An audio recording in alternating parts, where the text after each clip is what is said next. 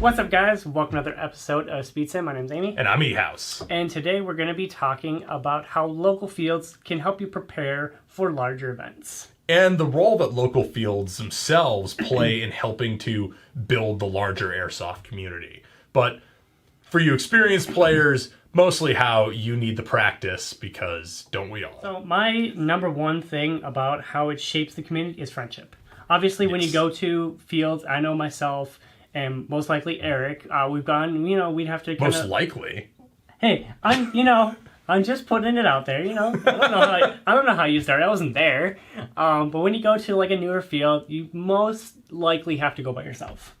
Yeah, I think the first couple of times I went to local fields, I was going totally by myself. Yeah. I was the rando. Yeah. So, going by yourself, you don't really know the field, you don't know the players, you kind of have to start making connections, and that's where your friendship starts. And I think that's number one, what airsoft is, like, at least your local field and your local community of airsofters, it kind of helps shape you for, bigger games. Yeah, I think that's what the local fields should be encouraging as much as anything else. I mean, yes, you get to the point where a community can be kind of cliquey. Everyone knows each other, or they have their buddies that they mostly stick with. But I mean, some of my best friends for the past decade are people that I met randomly at BB Wars fields. Like Kyle and I played at his field, and that was like the start of our friendship back in 2008. So that's going back there. But yeah, your local field, you're kind of forced into a sink or swim social situation. Yep. You're going in not necessarily knowing everybody, not knowing really the owners in a lot of cases, not knowing what the local scene is like. But if you go in with an open mind, and if the field does a good job of having a healthy environment and doesn't just, let players police themselves and, cause all those kinds of issues, you can have a very kind of welcoming environment that allows you to make connections very easily. And that is how the local field then builds the broader airsoft community, because those pockets of groups of friends, those pockets of player bases, those pockets of pools to draw from are how you build a community. So then on top of that, those local fields, those are your base from which to build your skill set. And when you're going to larger games, let's say Milsim West, Omega, AMS, any type of national event promoter, people are coming from all over the country to play at these games. And you do get a different level of play in a lot of ways for a lot of these games. But the skill sets that you build at your local field are the skill sets you're largely going to be bringing with you to those games. So if you have dedicated a good amount of time to building a varied skill set and to really learning how to work with a group of people you may or may not be familiar with from your local field, then that's going to give you an advantage when you get put in a squad at Milsim West, where maybe it's you and three of your buddies came and you form a fire team and you have half a squad of randos.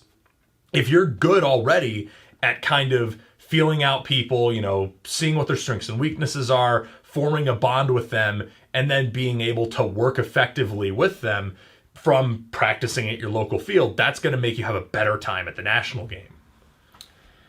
Right.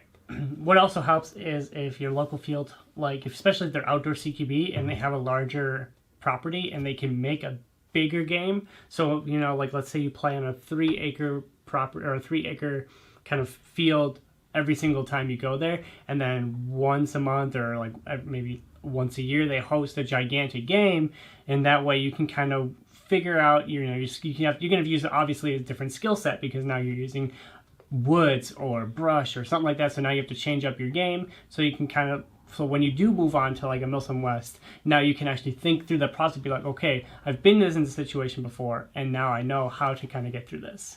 Yeah, and I think as much as varying terrain, I think varying objectives also helps, because it helps get people in a mindset of doing more than one thing. Exactly. Like we've talked about before, most fields generally play TDM.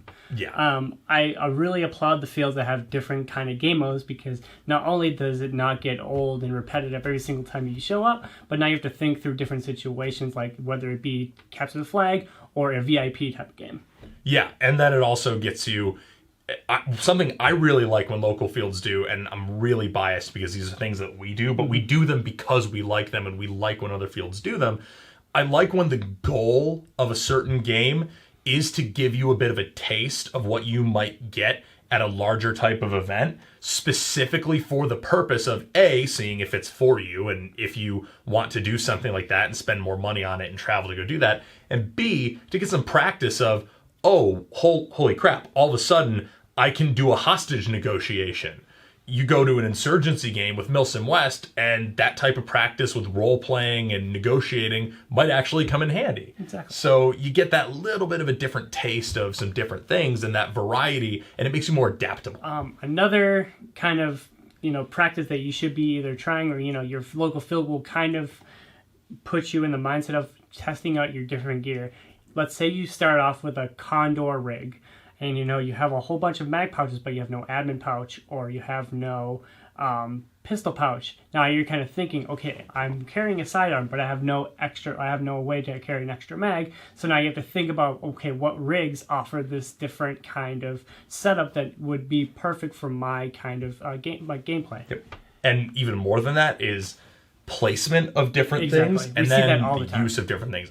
I can't tell you the number of times I've had people come out to this field, or I've come out to this field here, and I've had this setup that I put together at home. I was messing with it in my garage. I'm like, this is totally sweet.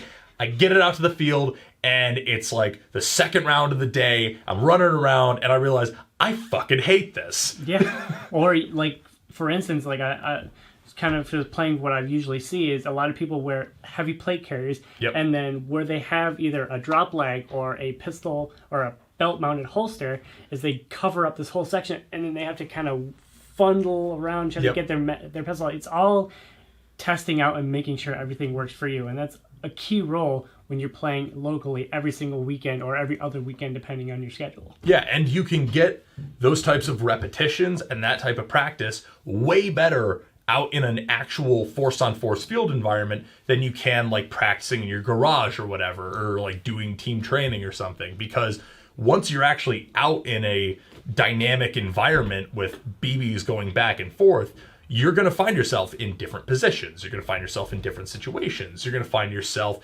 maybe like on your side holding an objective Rainbow Six Siege style and realize, crap, this retention on my holster that I want to break free doesn't work when I'm laying on it, or I can't get to my pistol when I've got this admin pouch on top of this cummerbund when I'm kneeling. It's all things that you find out much more effectively from actually going and using your stuff. And much like your plate carriers, your chest rigs or whatever, like your pants, your shirt, your boots, your socks, that all kind of plays into, if your socks are too hot, if your shoes are too clunky, too big, or too heavy, and you trip and fall constantly, or they don't fit well, or that, those are that's just as worse. And then when it comes to your top, your BDU, your pants, you kind of figure out which ones are more breathable and what is more acceptable to you in order to play more effectively. Yeah, and basically what it's doing is it's letting you go to this environment where you're only going to be out there for maybe a couple hours at a time, and you only paid $15, $20, $30 to be there maybe.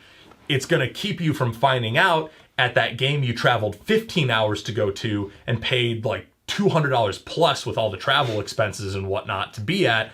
You get into the middle of a Milsim West game, you can't go back to your car and swap out your boots because you're not allowed to leave the field. You can't realize, oh my God, I hate this holster. Well, you're stuck with that holster for 40 hours. Yeah. It's just, you kind of have to have a space to work through that, and that's where local fields come into play. Exactly. Now, I'll sound like a huge hypocrite on this probably, because people who are local to Western New York probably realize I actually haven't played locally much this year because I've been traveling so much for airsoft and traveling so much for personal life. And then I had my injury and my surgery, which, big F in the chat for me. But I hadn't feel the effects of suffering from that. I feel really out of practice. I went to Desolation 2, and even the little bit of shooting I could do, I felt the effect of, oh my God, I haven't properly played in like 2 months. Yeah. It really does. It's a perishable skill. You rent any type of skill set that you have. It does go away without practice, and you do realize, oh my God, I'm super out of practice. Yeah. That's happened to me at Oregon. Yeah. playing a lot of MilSim events, I'm sniping, I'm laying there, I'm trying to aim for a certain target is one shot, and I get indoors, I'm like, I feel kind of useless. Yeah, and I mean, I went to SS Airsoft, I was indoors. I'm like, oh my god, this is so not what I'm good at. Yeah, exactly. I've been doing so much wrecky shit.